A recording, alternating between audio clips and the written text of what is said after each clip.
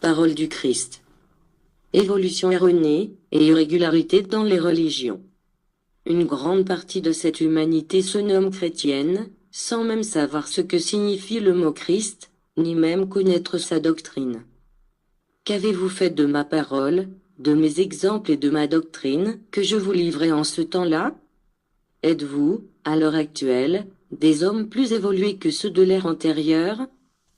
Pourquoi ne le démontriez-vous pas, par les œuvres de votre esprit?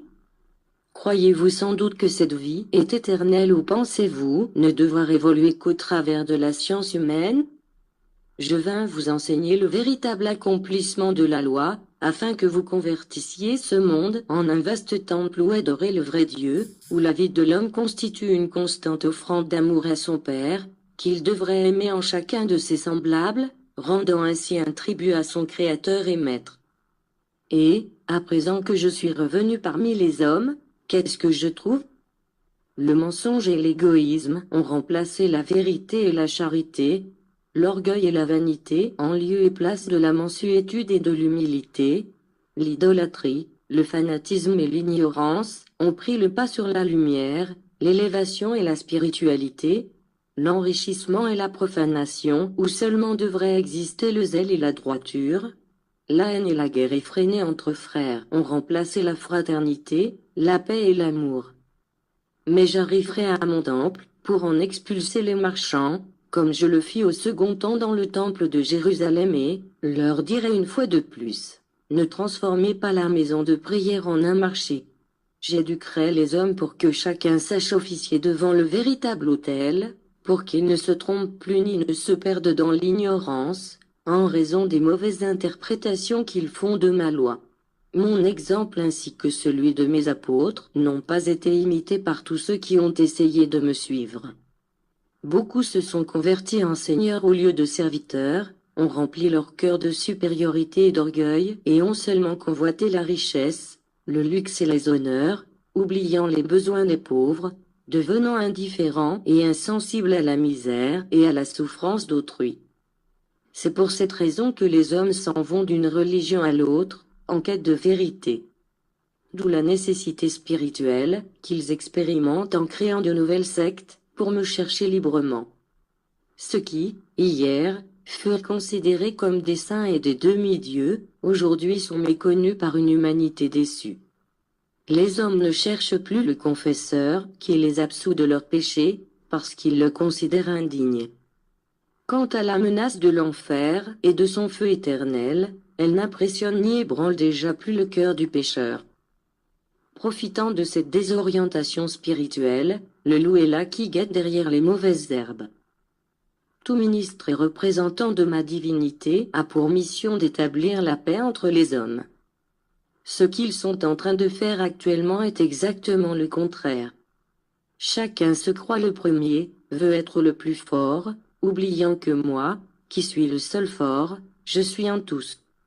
À présent, vous pouvez vous expliquer la raison pour laquelle, au cours du second temps, je vous promis de revenir. À présent vous êtes en mesure de comprendre la raison pour laquelle je suis venu en esprit, vous endoctriner à nouveau. Parce que seule ma parole est à même de faire tomber le bandeau d'obscurité de l'esprit, seul mon amour est capable de vous racheter de vos péchés. Ma justice jugera les grandes fautes et les erreurs commises envers ma loi. Aucune faute ne manquera d'être corrigée par le Maître parfait.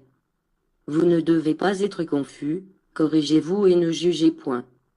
Comprenez que jamais je ne vous punis, vous-même vous vous punissez. J'illumine celui qui a péché par ignorance et conduis au repentir celui qui a péché sciemment, pour que tous deux, forts de mon pardon, se lèvent pour réparer la faute commise. C'est la seule manière d'arriver jusqu'à moi. Réfléchissez à tout cela, vous les ministres qui menez les hommes par les divers chemins des religions. Priez et emmenez les vôtres vers la spiritualité. Il est temps que vous vous repentiez de vos erreurs, afin de commencer une lutte contre le matérialisme humain, qui signifie mort et ténèbres pour l'esprit. Pour ce faire, vous devez faire usage de ma vérité, manier l'arme de ma parole et vivre dans mon enseignement. Je n'ai de préférence, pour aucune religion. Ce n'est pas moi, mais bien plutôt vous qui devez vous ranger de mon côté, parce qu'en agissant de la sorte, vous aurez réussi à vous unir tous en esprit. Ma doctrine, débordante de spiritualité, germera dans le cœur de ce peuple afin que, dans le futur, elle livre ses fruits de vérité et de vie. Ma parole se diffusera sur la terre et ne laissera aucun site sans le purifier, l'illuminer et le juger. C'est alors que les peuples commenceront à se réveiller à la vie spirituelle, à ce qui est véritable et éternel, en détruisant la part extérieure et matérialiste de leurs divers cultes, pour se limiter à rechercher l'essence de ma loi. L'humanité expérimentera la force que prodigue la spiritualité et détournera le regard des temps où elle la retint pour des siècles et des siècles. Quelle est l'utilité de trouver le symbole du christianisme, la croix, pour des millions sur la terre, si les hommes ne sont pas de bonne volonté et ne s'aiment pas les uns les autres? L'extérieur n'exerce déjà plus aucun pouvoir sur les hommes. Le respect n'existe déjà plus, ni la foi, de même que le remords d'avoir offensé. Pour cela, je vous dis que les symboles et les formes disparaîtront parce que leur temps est révolu. Le culte intérieur sera celui qui élèvera l'homme vers la lumière, l'élèvera et le guidera jusqu'à moi. Dieu te bénisse.